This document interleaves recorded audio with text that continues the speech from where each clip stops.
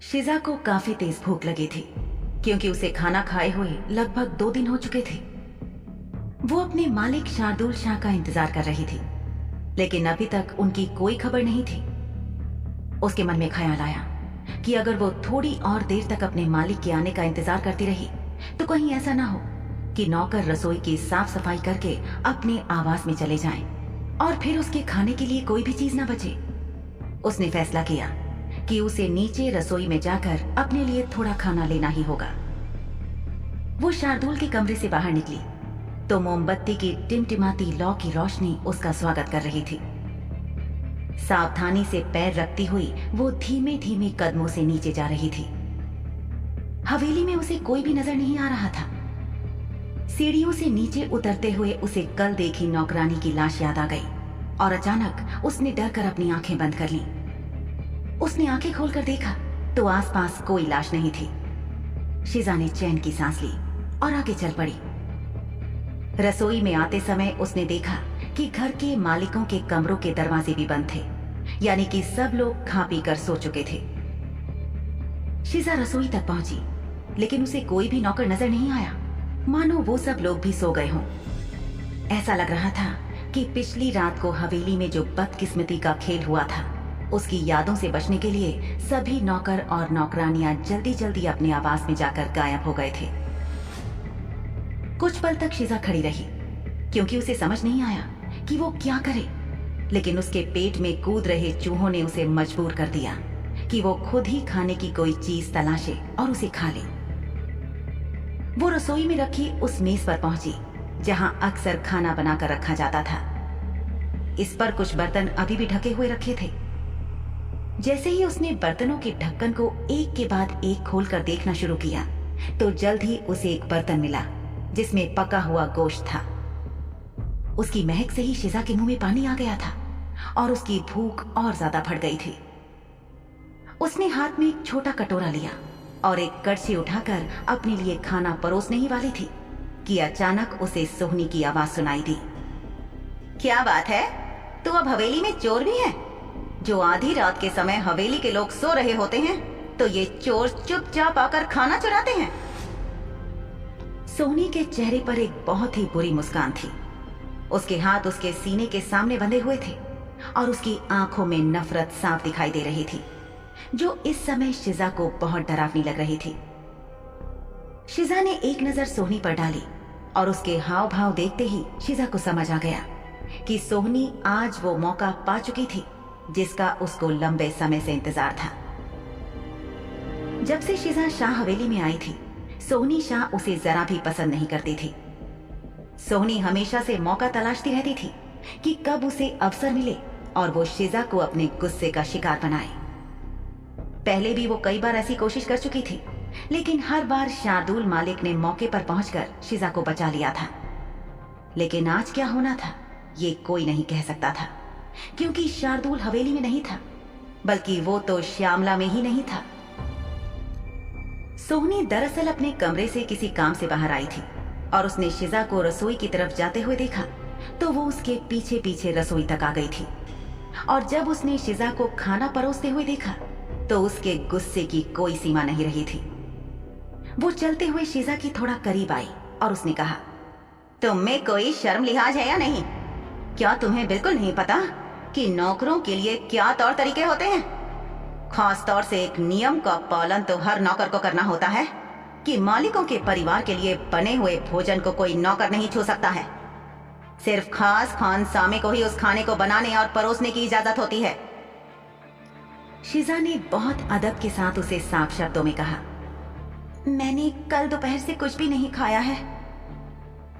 रसोई में आकर भोजन की सुगंध लेने के बाद ही शिजा को समझ आया था कि उसे वास्तव में कितनी तेज भूख लगी थी। ऐसा नहीं था कि जीवन में पहले कभी उसे भूखा नहीं रहना पड़ा था या कम खाकर नहीं सोना पड़ा था। उससे पहले उसने कई बार पैसे बचाने के लिए या और काम करने के लिए, समय बचाने के लिए खाना छोड़ा था, लेकिन जब से वो शाह हवेली में आई थी उसे समय पर भोजन दिया जाता था।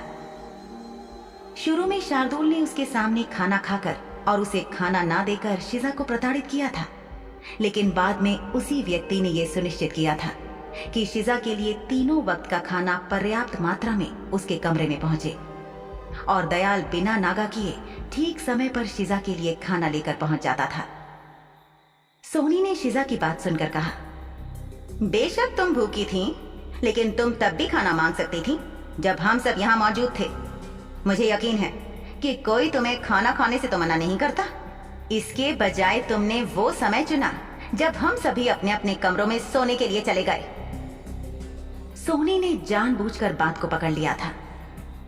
किसी भी नौकर को मालिकों का खाना छूने की इजाजत नहीं थी, और सोहनी इसी बात को शिजा के खिलाफ इस्तेमाल करने जा रही थी। उसका सौतेला बड़ा भाई शार्दुल हमेशा शिजा को बचाता रहा था, लेकिन आज सोहनी को पता था कि शार्दुल घर पर नहीं है, क्योंकि शिजा पिछली रात उसके बिना ही हवेली वापस आई थी। सोहनी को अच्छे से अंदाजा था कि उसका भाई परिषद के किसी काम में फंस गया होगा, क्योंकि शाह हवेली में एक साथ इतनी मौतें होना कोई साधारण झगड़ा नहीं था जिसे नजरअंदाज करके वो अपना काम करता रहे। हवेली में इतनी बड़ी साजिश हुई थी और तब भी शार्दुल यहाँ न होकर बाहर था, तो इसका मतलब साफ था कि वो किसी बहुत जरूरी काम में फंसा हुआ था और जल्दी वापस हवेली नहीं आने वाला था। यानी सोहनी का रास्ता साफ था और वो जितना चाहे उतना शिजा को सता सकती थी।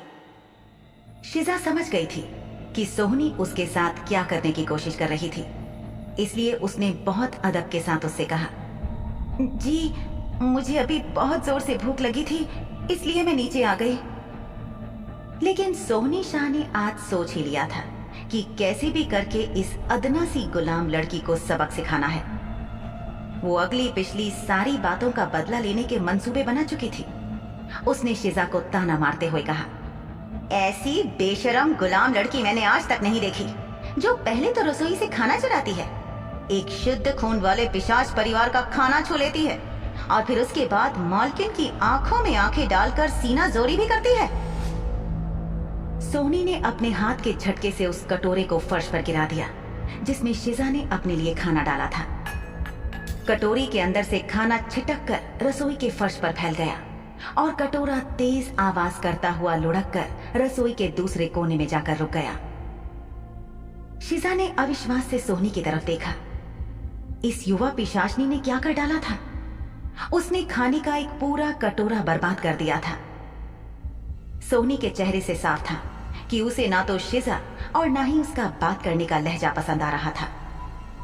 सोहनी को गुस्सा आ रहा था कि इस अजीब नन्ही सी गुलाम को अपने से ऊपर के रुतबे के लोगों से बात करने का सामान्य शिष्टाचार तक नहीं था। सोहनी इस हवेली के मालिक की बहन थी और उसके साथ एक अदना सी गुलाम लड़की का इस तरह के लहजे का इस्तेमाल करना सोहनी शाह के नजर में नाकाबिले माफी जुर्म था। सोहनी शाह इस हवेली में सबसे छोटी थी और कभी किसी ने उसके किसी काम पर सवाल नहीं उठाया था, लेकिन फिर भी उसकी जूती की नोक तले रखने लायक इस गुलाम लड़की का इतना दुस्साहस था कि वो आंख में आंख डालकर सोहनी शाह से बात कर रही थी। तभी कटोरा गिरने की आवाज सुनकर मलका जान रसोई की तरफ आ गई और उन्होंने पूछा कि इतनी रात गए यहाँ क्या चल रहा था। मलका जान ने देखा कि उसकी बेटी और गुलाम लड़की रसोई में खड़े थे और फर्श पर गोश्त और सालन बिखरा हुआ था। मलका जान खुद भी इस गुलाम लड़की को थोड़ा सा भी पसंद नहीं करती थी और उसे कभी समझ नहीं आता था कि उसका सौतेला बेटा इस गुलाम लड़की को पालतू कुत्ते की तरह अपने साथ हर जगह क्यों घसीटता था। वो कभी कभी उसे उच्च समाज की ऐसी महफिलों में भी ले जाता था जहां कई जाने माने पिशाचों को भी बुलावा नहीं मिलता था। आज ही दोपहर में मलका जान की सहेलियों की मंडली में से एक महिला ने उसे अपनी हवेली में चाय पीने के लिए बुलाया था। उस महिला से मलका जान ने सुना था कि कैसे शार्दुल की बदनामी की बातें पूरे उच्च समाज में फैल रही थी। उस महिला ने चुगली करते हुए मलका जान से कहा था कि उसने उच्च समाज की किसी महफिल में एक महिला को ये कहते हुए सुना था कि शार्दुल ने पिछले दिनों किसी महफिल में सरेआम किसी गुलाम लड़की के प्रति अपनी भावनाओं का इजहार किया था। उस महिला का यह भी कहना था कि ये लड़की तो मात्र एक गुलाम थी, तो क्या मलका जान का बेटा वाकई एक गुलाम के प्यार में पड़ चुका था? मलका जान एक अभिमान से भरी महिला थी। उच्च समाज की झूठी प्रतिष्ठा के नियमों के पालन के लिए और समाज में अपनी शान बनाए रखने के लिए वो कुछ भी कर सकती थी। उसने फौरन उस महिला की बात को काट कर उसे कहा था कि अफवाहें अक्सर कामयाब और अमीर लोगों के बारे में ही बनाई जाती थी।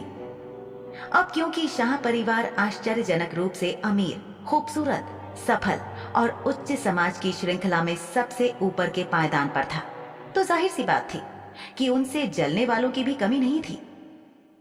ये बात कहकर मलका जान ने ये कहते हुए पल्ला झाड़ लिया था कि ये सब एक झूठी खबर थी और कुछ नहीं।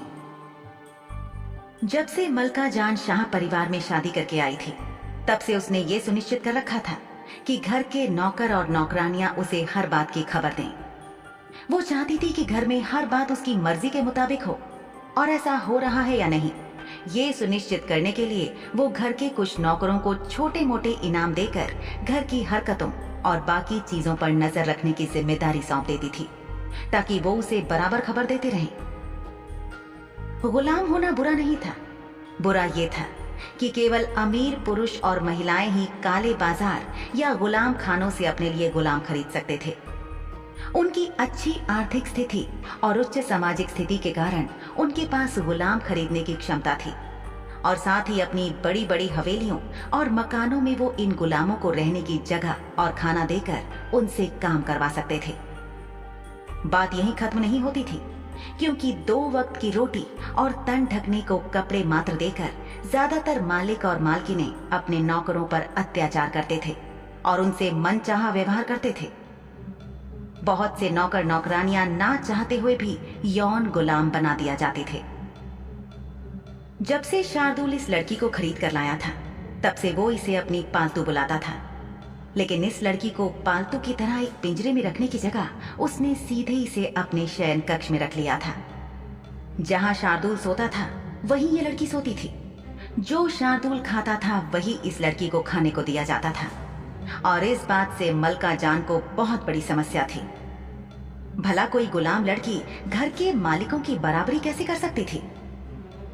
मलका जान के पति और शार्दुल के पिता अनूश राजशाह को इन बातों से कोई एतराज नहीं था, लेकिन मलका जान को बहुत बड़ा एतराज था। मलका जान ने अपनी जवानी में बहुत जुगाड़ लगाकर एक अमीर और प्रतिष्ठित परिवार में शादी की थी, और अब वो एक गुलाम के प्यार में पड़े अपने सौतेले बेटे की वजह से अपना नाम खराब होने नहीं दे सकती थी। तभी सोहनी शाह ने अपनी मां को पुकारा, और उसकी आवाज सुनकर मलका जान अपने ख्यालों से बाहर आ गई। सोहनी शाह ने अपनी मां को बताया कि उसने इस गुलाम लड़की को रात में रसोई में पके हुए खाने में करची घुमाते हुए पकड़ा। मलका जान ने एक कदम शिजा की तरफ बढ़ाया और उससे पूछा कि क्या उसे आज पर्याप्त खाना नहीं मिला था। उसने ताना मारते हुए शिजा को यह भी कहा कि वो पहले से ही इतनी ज्यादा मोटी हो रही है और फिर भी उसकी खाने की भूख खत्म नहीं होती थी। मलका जान ने शिजा से यह भी कहा कि वो सब समझ रही थी कि शिजा शार्दुल को सीढ़ी बनाकर उन लोगों की बराबरी करने की कोशिश कर रही थी, लेकिन वो ऐसा कभी नहीं होने देगी। उसने शिजा से कहा कि इतने दिन हो गए, लेकिन शार्दुल ने उसे कोई तौर तरीका नहीं सिखाया था, और ना ही शिजा को इस बात की तमीज थी कि मालिक के परिवार के सदस्यों के साथ कैसा व्यवहार किया जाता है। फिर रसोई का फर्श देखते ही मलका जान बड़बड़ाने लगी। क्या सोहनी शिजा को चैन से खाना खाने देगी या कोई हंगामा करेगी?